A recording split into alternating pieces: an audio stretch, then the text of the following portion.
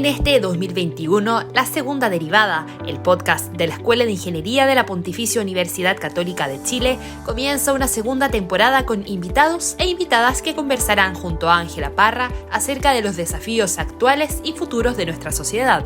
Un podcast donde se abordará el rol de la ciencia y la tecnología en la resolución de los problemas más urgentes tanto a nivel local como global.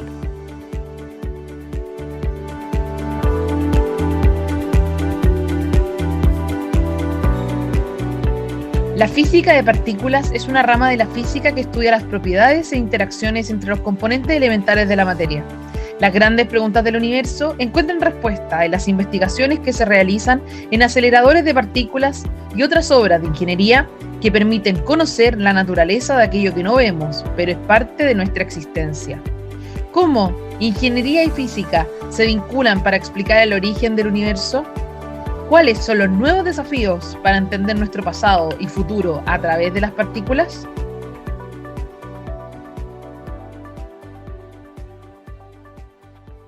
Sean todos y todas muy bienvenidos y bienvenidas a un nuevo capítulo de La Segunda Derivada, el podcast de la Escuela de Ingeniería UC. En un mundo cada vez más complejo, hoy queremos hablar de cómo el desarrollo de la ciencia y la tecnología nos ha permitido como humanidad ir acercándonos cada vez más a conocer el origen del universo. Hoy tengo a dos grandes invitados que me acompañan, dos invitados de la casa aparte y del departamento en el cual yo también estudio. Quiero presentarle a Sebastián Urrutia. Él es ingeniero civil electricista de nuestra universidad, magíster en física de partículas también de la UC y actual estudiante de doctorado de la Universidad de Massachusetts. Además, nos acompaña el profesor Ángel Auleve, ingeniero civil electricista, PhD de la Universidad de Stanford, actual director del Departamento de Ingeniería Eléctrica y miembro de ATLAS, experimento que probó en 2012 la existencia del bosón de Higgs o la llamada partícula de Dios. Bienvenidos con esta tremenda presentación, profesor Ángel Auleve y Sebastián Urrutia. ¿Cómo están? Muy bien, tocaya, súper bien, gracias por la invitación. He estado, bueno, con todo esto de la pandemia, tratando de llevar una vida razonable por videoconferencia, y en mi casa tratando de entretenerme con un dron que tengo y una impresora 3D que me regalaron hace poco, así que he estado imprimiendo toda clase de cosas. Usted se entretiene más que su hijo, profesor. Todo el rato, la compré, ellos fueron mi excusa, pero todavía no la usan. Entonces, he tenido que aprender a usarla yo. Perfecto. ¿Y tú, Seba, cómo estás? Oh, muchas gracias por la invitación y por la tremenda introducción. Todo bien desde acá de Estados Unidos, aprovechando ahora que está empezando el verano, así que por fin podemos empezar a estar más afuera, pese a que obviamente están las restricciones por la pandemia. Y a diferencia de Ángel, no, yo no tengo ninguna excusa, pero me encantan los Legos, así que he aprovechado esta pandemia para comprar millones y millones de Legos. Tengo de todo tipo, de todo tamaño, así que en eso me entretengo. Y de hecho, probablemente de las publicaciones que más likes tienen en mis redes sociales, junto con las de mi perrito. Todo el resto que yo publico pasa desapercibido. Pero si es un Lego o perrito haciendo algo entretenido, millones de likes. Me parece muy bien. Bueno, y creo que si nos pusiéramos a hablar de impresión 3D y Lego, daría para otro podcast con ambos invitados, pero el podcast que hoy día nos viene de perilla, ¿cierto? El física de partículas.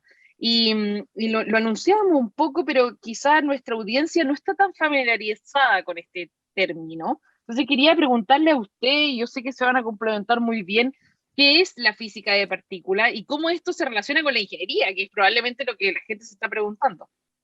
Uy, está buena la pregunta. Yo creo que aquí lo mejor es dejar al experto, que es Sebastián. Él está estudiando física de partículas.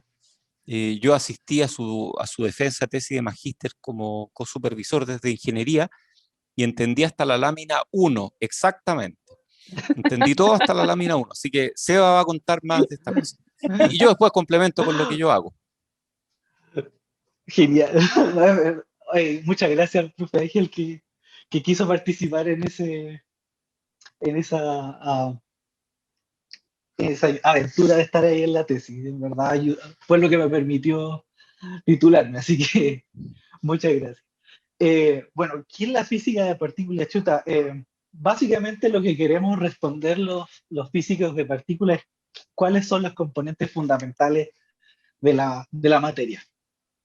Hace, no sé, 100 años pensábamos que el átomo era lo más chico, luego después descubrimos que estaba el núcleo y el electrón, luego descubrimos que se podía seguir, que el núcleo estaba compuesto por protones y neutrones, y después más aún quarks, y ahí hemos agregado varias interacciones y existe un complemento súper rico entre experimento y teoría, y probablemente lo que uno piensa con física de partículas es aceleradores, y eso es, por ejemplo, una de las cosas en las que trabaja Ángel y que nos dieron uno de los grandes descubrimientos del siglo, el del 2012 con la partícula de Higgs, que había sido incluso propuesta desde el año 64, así que se demoró un buen tiempo, requirió mucho desarrollo tecnológico para poder llegar a producirlo, así que sí o sí hay un complemento, una sinergia entre ambos. Sí, oye, y complementando la respuesta magistral de Seba, hace 100 años, o un poco más de 100 años en realidad, eh, se pensaba que se conocía absolutamente todo sobre la física. No había dudas, salvo unas pequeñitas. Y esas dudas pequeñitas fueron respondidas eventualmente y dieron lugar a un montón de cosas nuevas, como la mecánica cuántica, todo lo que tiene que ver con energía nuclear, radiación y un montón de otras cosas que han permitido desarrollos científicos y tecnológicos tales como el transistor, que hoy día es el elemento más fabricado. O sea, se fabrican miles de millones de transistores en un chip y se venden millones de chips al año. Entonces estamos hablando de una tecnología que nació gracias a unos descubrimientos científicos en momentos en que se pensaba que ya no había nada más por descubrir. Entonces eso a mí como que me llama mucho la atención porque a veces uno cree que está cerca de saberlo todo y de repente se abre una puerta y se ve todo nuevo. En esto último que usted decía, profesor, justo hace alusión a los chips y era, yo que bien se va a estar de acuerdo conmigo, con que ahí se nos empezó a mezclar con la ingeniería, como en este desarrollo tecnológico, que tanto aportan los ingenieros e ingenieras en tomar este conocimiento científico, que justamente es lo que está muy metido SEBA, y terminar haciendo un producto que es el que está dentro de todos nuestros dispositivos tecnológicos y con lo que hoy día nos estamos comunicando, por ejemplo. Sí, pero para eso falta un poco. La búsqueda de respuestas por parte de los físicos es una búsqueda absolutamente desinteresada. No se busca no se buscan respuestas a preguntas fundamentales por un rédito económico en ningún caso, ni por la gloria de saber más, sino que es realmente por, por la ciencia pura, es para responder preguntas fundamentales. Y en eso los ingenieros ayudamos porque los físicos utilizan juguetes como los aceleradores de partículas que cuestan miles de millones de dólares y que uno no los puede comprar porque no se fabrican en forma masiva. Eh, Tenemos industria espacial donde hay cohetes y estos cohetes se fabrican, tal vez no en forma tan masiva, pero se fabrican. Tenemos autos que se fabrican en forma masiva, pero no tenemos una industria que fabrique aceleradores de partículas para experimentos grandes en forma masiva. Y ahí entramos los ingenieros, ahí entramos los ingenieros eléctricos principalmente, ingenieros en computación, ingenieros mecánicos, que ayudamos a que los físicos puedan tener estos juguetes con especificaciones únicas y que a veces son las máquinas más grandes hechas por el ser humano. Estos aceleradores de partículas, justamente para poner un poco más en contexto a la gente, ¿cierto? A la audiencia que nos está escuchando, uno de los más grandes, si es que no es el más grande, está ahí en la frontera franco-suiza, ¿o no? Correcto, ese es el CERN. Más bien el CERN es la institución que lo aloja. El acelerador mismo es el LHC, o colisionador grande de hadrones, y que es un tremendo colisionador. Tiene un túnel que está eh, puesto como 100 metros bajo tierra, Sí. y un túnel que tiene 27 kilómetros de circunferencia. O sea, estamos hablando de un túnel enorme, es como una especie de círculo, no tiene forma circular exactamente, pero es un túnel enorme que más encima está helado. Para helarlo demora como 6 meses. O sea, encienden el aire acondicionado, digamos, y los enfriadores, y estos enfriadores demoran 6 meses más o menos en llegar a la temperatura mínima, que es muy cercana al cero absoluto. Y tienen un tubo que se llama beam pipe, a través del cual hacen circular estos protones y que chocan en el CERN, y hay otros experimentos adicionales de los que poco se conoce, pero que son súper interesantes. Justamente, profesor, muchas gracias por aclarar ello. Y bueno, yo en el podcast pasado, que fue el de pandemia, donde grabamos con el rector de la universidad, justo le adelantaba a las personas que íbamos a hablar de física particular en este podcast y que particularmente era un desafío para todos y todas que nos escuchan, pero sobre todo para quien habla. Y en esta búsqueda y en esta lectura, con respecto a justamente al gran colisionador del CERN, encontré algo que decía, bueno, parece que el modelo con el que creíamos que nos veníamos encontrando, y esto a partir de los últimos descubrimientos, no responde a alguna de las preguntas más profundas del universo. Y hay una partícula en particular, valga la redundancia, que son los muones, que pareciera que lo que se entendía de ella, o el poco descubrimiento que había de ella, dice que no se comportaban como estaba previsto. Entonces, le quiero preguntar a Sebastián que nos explique, bueno, qué son los muones, en primer lugar, y segundo, qué significa esto de que no se comportaban como estaba previsto. O, sí, no sé si habrá salido mucho en la prensa, pero la comunidad científica está súper emocionada por los resultados del experimento G-2 en Fermilab. Eh, los muones son básicamente primos de los electrones. Tienen la misma carga eléctrica, tienen las propiedades muy similares. La única gran diferencia que conocíamos hasta ahora, o que se conoce hasta ahora más bien, es la masa. Es mucho más pesado. Eh, ahora, el experimento en el cual salieron los últimos resultados no es un experimento de acelerador de partículas, sino que es más un experimento de precisión, donde tratan de medir una cantidad usando, digamos, 15 decimales, porque la teoría ya es capaz de predecir ese número hasta 15 decimales, por ejemplo. Es como si, hablando del concepto de la segunda derivada, es como si decidieras usar un Taylor de orden 10 para aproximar tu función. Entonces el experimento y la teoría en verdad nos gustaría que no estuvieran en acuerdo, porque así tenemos más trabajo. Pero hasta ahora en algunos casos sí han estado muy, muy similares. De hecho, cuando se hizo un experimento parecido con el electrón para medir lo que se llama el momento magnético, que es básicamente cuáles son las propiedades magnéticas del electrón, esa es la cantidad mejor, tanto medida como calculada de la historia de la física. Y está en perfecta sincronía entre teoría y experimento. Todos felices. Se trató de hacer lo mismo con el muón.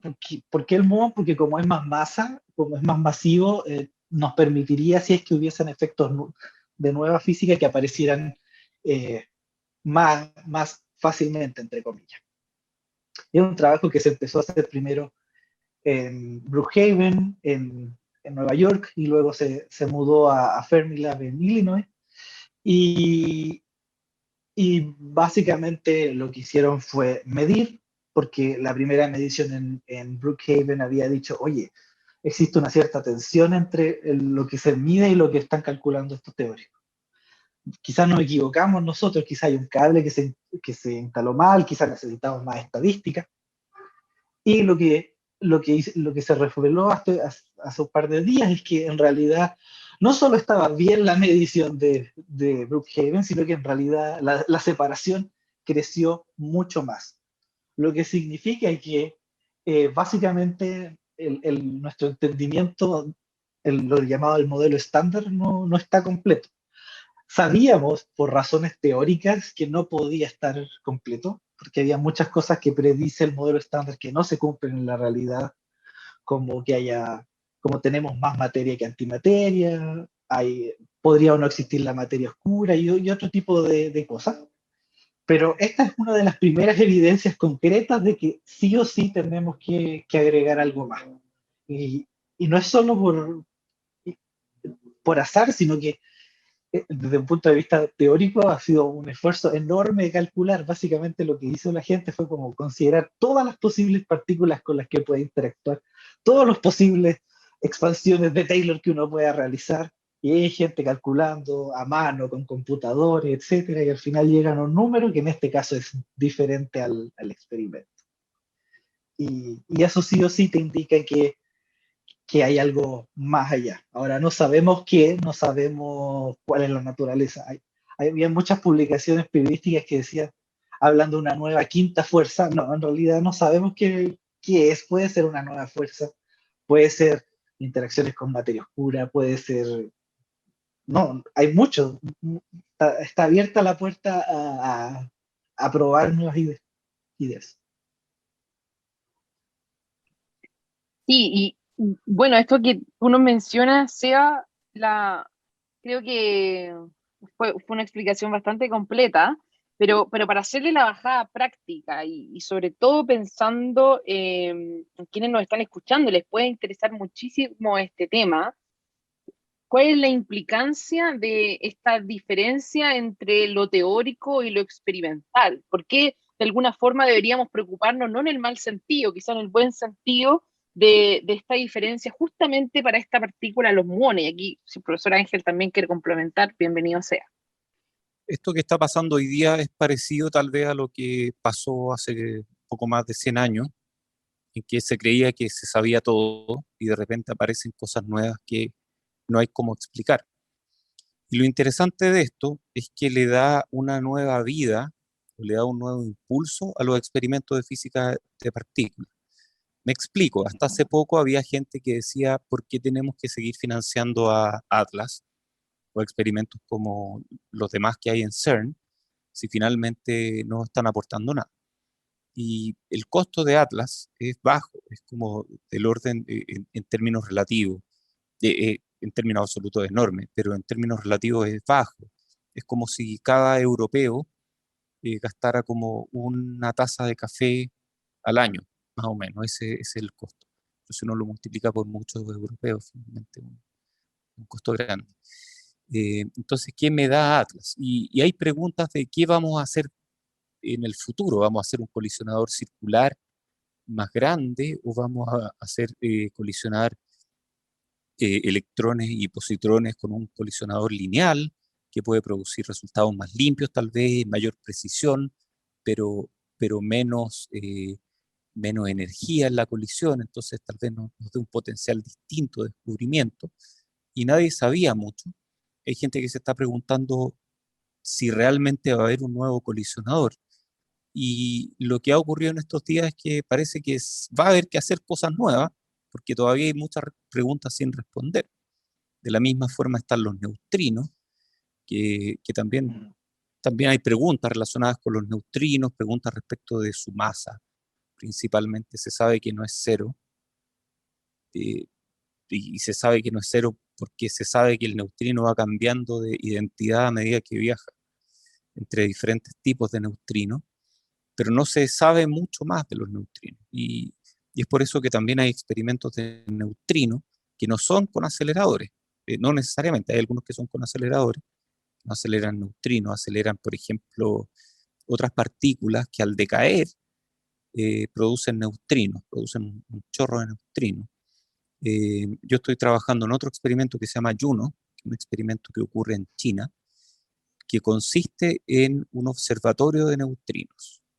Este experimento va a estar mirando los neutrinos, es un tremendo experimento, mira neutrinos de 2 centrales nucleares, porque los neutrinos aparecen cuando hay reacciones nucleares, fisión, por ejemplo.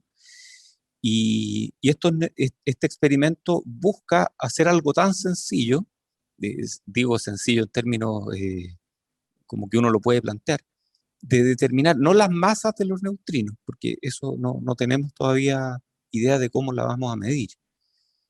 Lo que busca este experimento es determinar qué tipo de neutrino es más pesado que qué otro tipo de neutrino. O sea, lo que busca demostrar es la jerarquía de masas, que algunas cosas se han medido, pero todavía no hemos llegado a la precisión suficiente como para declararlo un descubrimiento.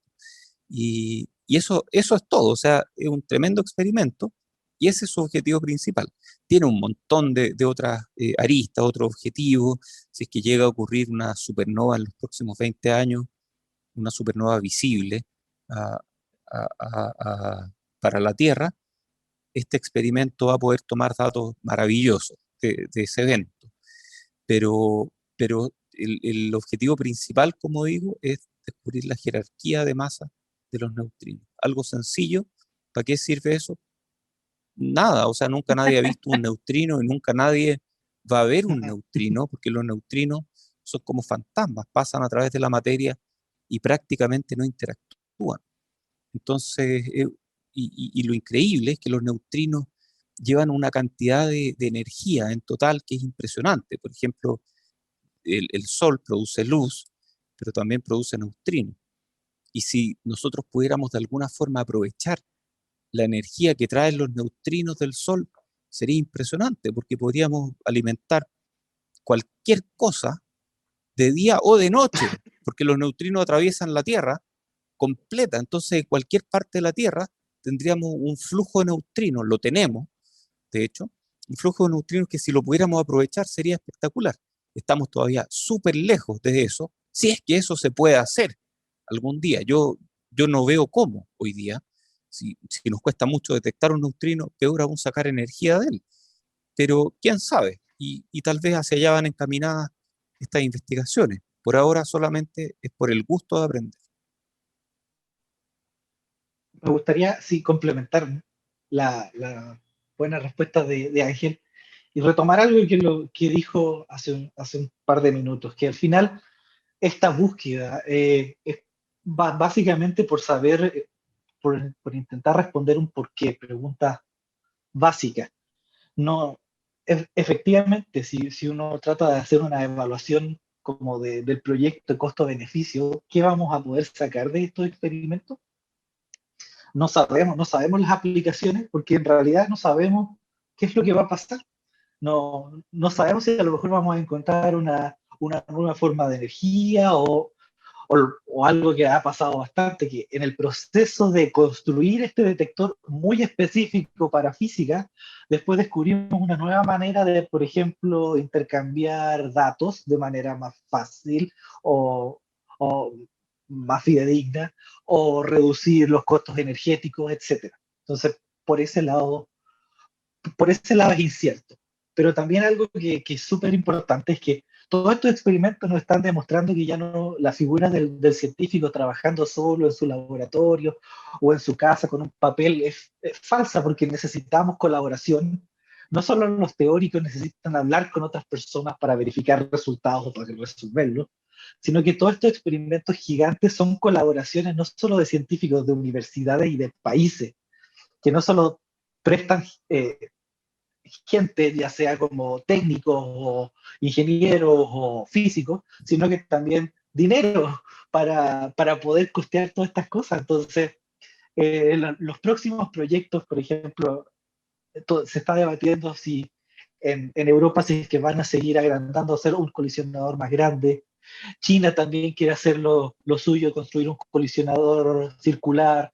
Y hay otros proyectos como los observatorios de neutrinos, detectores de materia oscura eh, y otros experimentos nucleares. Y la característica que tienen en común es que todos se basan en cooperación, compartir el conocimiento, compartir experiencias y tratar de aprender en conjunto, que a mi punto de vista es una gran enseñanza como humanidad, que no es solo el individualismo, en este caso no sirve.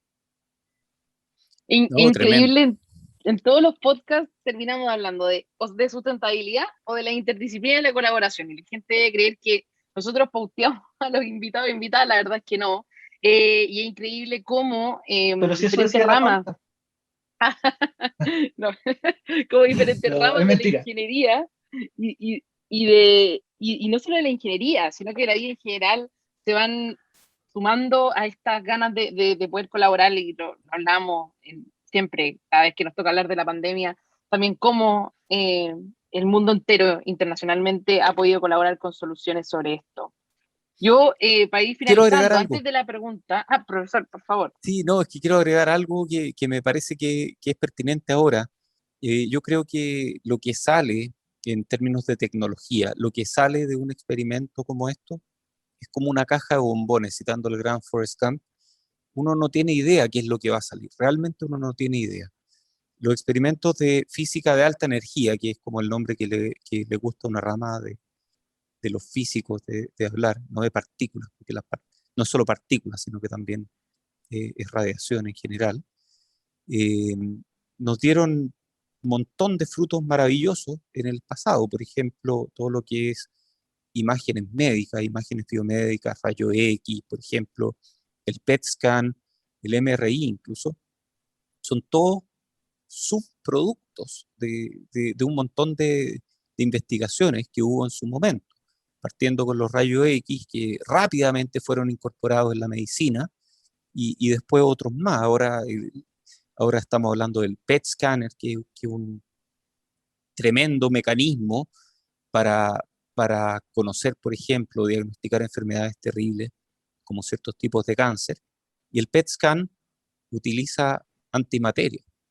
Entonces, como no sé si la gente sabe que tomarse un PET scan implica tener contacto con antimateria a niveles muy pequeños, pero los beneficios son tremendos, los beneficios son impresionantes y el PET scanner ha permitido diagnosticar de mucho mejor manera enfermedades terribles. Entonces, son de esas cosas que uno no sabe qué es lo que va a ocurrir en el futuro.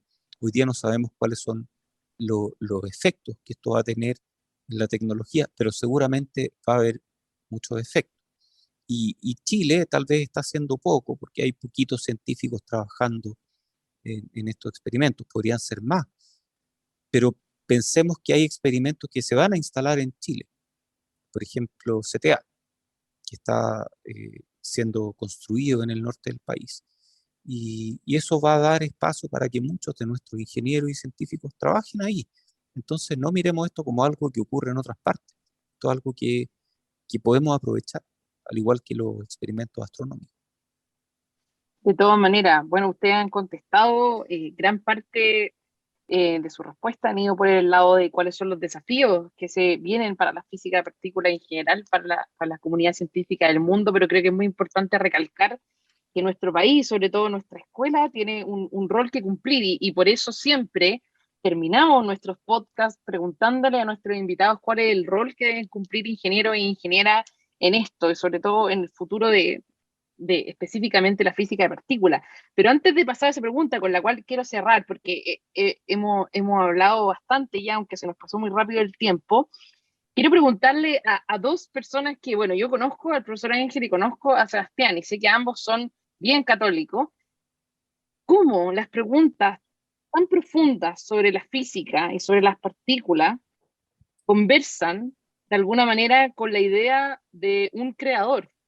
Porque lo decía yo cuando les presenté, el bosón de Higgs se llamaba la partícula de Dios, ¿cierto? Pero quizás para quienes somos bien católicos, que le digan la partícula de Dios, algo que no es Dios, es complejo, porque uno cree en este creador. Pero ¿cómo creen ustedes? ¿Cómo lo han visto a través de su vida, sobre todo investigando, generalmente leyendo bastante? ¿Cómo conversa esta idea de que puede existir un Dios creador versus partículas tan increíbles que pareciera que el universo se creó solo? No sé si es una pregunta fácil, pero Pero puede partir quien quiera respondiéndole. A mí me da igual, puedo partir yo. A ver, eh, es- es- a ver, partícula de Dios es un mal nombre de partida. Es un nombre que le pusieron los periodistas porque fue una partícula muy elusiva, que costó pillarla, en el sentido que se buscó por mucho tiempo y requería muchas estadísticas a una energía que era desconocida para poder detectarla.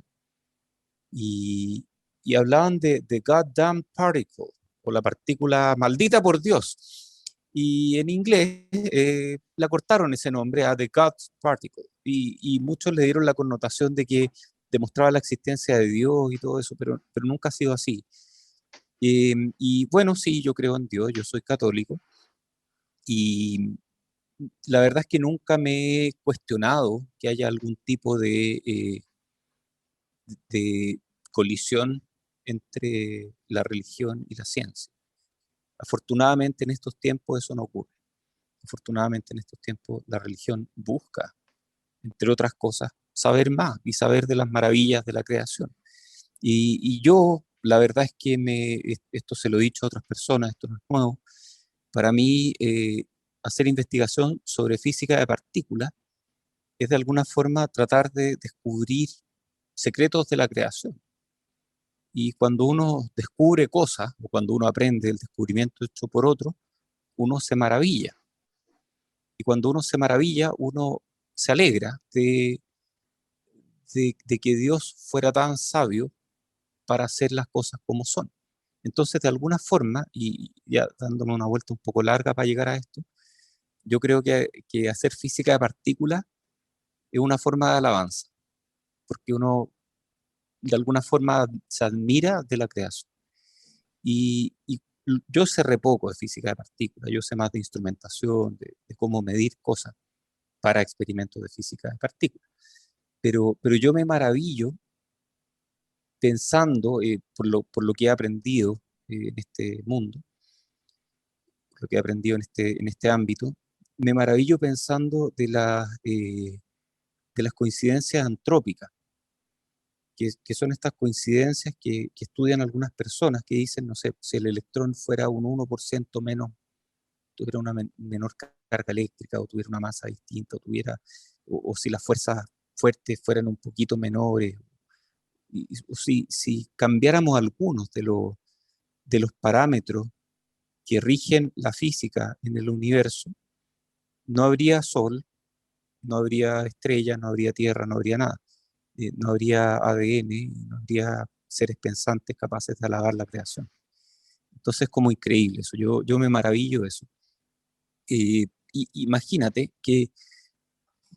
imagínate que uno quisiera crear un universo y uno dice, ya voy a tratar de hacer un universo donde voy a permitir que con tres cosas, con un electrón, un neutrón y un protón, yo pueda crear todos los elementos químicos que hay, que tienen diferentes colores, diferentes sabores, algunos son buenos para el ser humano, otros son malos, pero todos tienen algún uso. Y uno puede sentir calor, uno puede sentir olores, uno puede ver colores. Ver colores es una cuestión increíble, porque el universo al final no es que tenga colores, tiene frecuencias, tiene longitudes de onda y uno las percibe como colores. Entonces eso es maravilloso, tener un mundo que permita todo esto, un mundo que tenga una fuente prácticamente inagotable de energía como el sol. ¿Cómo hacer una fuente inagotable de energía? Bueno, creemos, no sé, por leyes de la física que hagan que si uno tira suficiente hidrógeno, se empieza a juntar por gravedad y luego eso hace fusión y luego eso uno tiene una fuente de energía que genera una potencia prácticamente constante por varios miles de millones de años. Es como increíble, esa cuestión es como increíble. Hay que ser un genio para llegar a eso. Dios es un genio, entre otras cosas. Qué bonito, profesor. Muchas gracias por eso. Ahora le doy el pase a Sebastián. Oh, me encantó la respuesta de Ángel. Y quería contar la misma historia sobre el nombre del origen de del nombre del Higgs. Y respecto al- a los conocimientos que tiene Ángel, me encanta cómo sabe muchísimo del tema, diciendo muy humildemente que su conocimiento es muy bajo, pero no, espectacular. Así que, no, genial, felicitaciones. Me encanta que la gente sepa más de esta área.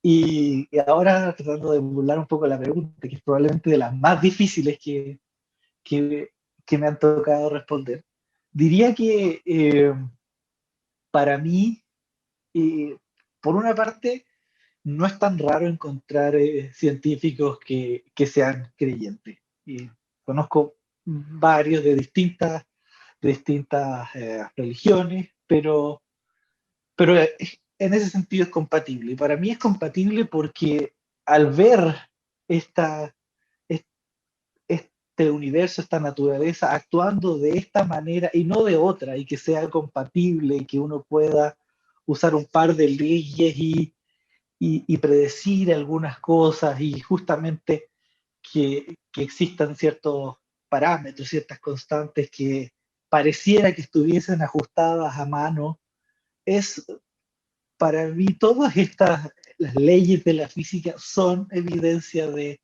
la existencia de Dios. Y para mí, yo siempre he pensado que esta es la forma, una de las formas, por lo menos desde mi punto de vista científico, de estar cerca de poder evidenciar cómo funciona esta creación y que es una creación que no, que aun cuando la gente dice, oh, mecánica cuántica significa que todo es aleatorio, no, no es tan así. Existen cosas que se pueden predecir, existen cosas que se pueden medir y toda esa consistencia que, que pareciera que fuese muy fortuita que hayan un par de leyes que se relacionen entre sí y que cantidades básicas, etcétera. Para mí todo eso es una muestra más de que la creación tuvo intención. Y para mí no hay ningún conflicto. Para mí esto es probablemente una de las evidencias más significativas que refuerzan lo que fervientemente creo. Perdón, quiero agregar algo más, quiero agregar una cosa más. Lo Esto, dejo, profesor, pero na- en breve. sí, nadie Nos lo queda poco ha tiempo. demostrado ni nada de eso, pero cuando, no sé, pues la mecánica newtoniana nos dijo que se podía predecir dónde iba a quedar una bola cuando uno la golpea con una cierta fuerza, qué sé yo, eso funciona bien y después de eso la gente dijo, oye, pero perdimos el libre albedrío, porque no lo tenemos, porque uno puede predecir el futuro si uno conoce el estado de todas las partículas del universo en un punto determinado del tiempo. Y eso no es tan verdad desde la mecánica cuántica.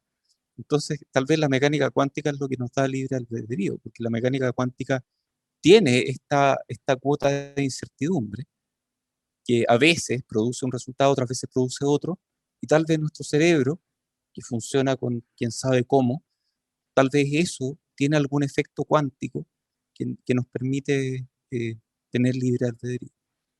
Eso no. Ok, muchas gracias. La verdad es que primera vez en un podcast que un tema te deja con tanta incertidumbre internamente que te dan ganas de buscar respuesta a cada una de esas cosas y yo creo que eso también es lo bonito de quienes nos apasiona la ingeniería y bueno, también a quienes les apasiona la física, que son justamente nuestros dos invitados de hoy. Nos queda muy poco tiempo, así que brevemente les voy a solicitar que nos digan los desafíos, quizá un llamado para estos ingenieros e ingenieras que están escuchando este podcast y que pueden interesarse en el área de física de partículas. Yo, yo diría que necesitamos todas las manos posibles, tanto desde el punto de vista de teoría como de experimento. Como dijo Ángel, muchas veces los físicos tienen ideas súper locas, pero hay que medirlas. Y para medirlo hay que construirlo, porque no lo vende, no puedo ir al líder o al home center a comprar, me da un kilo de acelerador, no existe. Y eso, ahí es una parte esencial la ingeniería. De hecho, CERN está lleno de ingenieros. Yo diría que la mitad son ingenieros, porque necesitamos gente que sepa cómo medir, que sepa cómo funcionan los aparatos, no solo teóricamente, sino que en la práctica. Y en ese sentido, invitarlos a todos los que estén interesados, yo feliz de seguir conversando. Y gracias a Dios está lleno de internet de fuentes, de documentales. Así que si están interesados, sigan adelante porque en verdad lo necesitan. Buena. Yo, ¿qué puedo decir? Desde Chile hemos hecho ingeniería interesante, ingeniería que ha sido reconocida por nuestros pares en otras partes. Eh, por ejemplo, en Juno valoran lo que estamos haciendo, lo valoran un montón. En Atlas estamos, en la parte donde yo estoy trabajando, estamos recién haciendo nuestros primeros avances, pero también es algo muy reconocido y afuera se dan cuenta de que en Chile producimos, pero Ya, también está la posibilidad de trabajar aquí en Chile en experimentos como CTA, por ejemplo, y yo pienso que está todo dispuesto para que eso ocurra, así que si a alguien le gusta algo, que lo haga mejor y que no se ponga a decir excusas, no, es que en Chile no se hacen esas cosas, no, hay que hacerlo.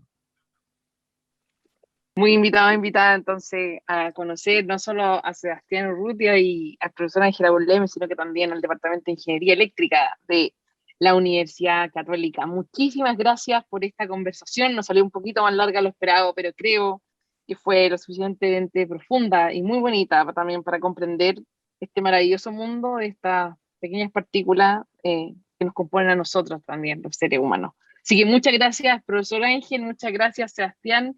Muchísimas gracias a la audiencia por escucharnos, que estén muy, muy bien. Gracias, Ángela, por Gracias, la Ángela. invitación. Nos vemos en el próximo podcast, donde continuaremos abordando cómo desde la ingeniería podemos aportar al desarrollo de los países.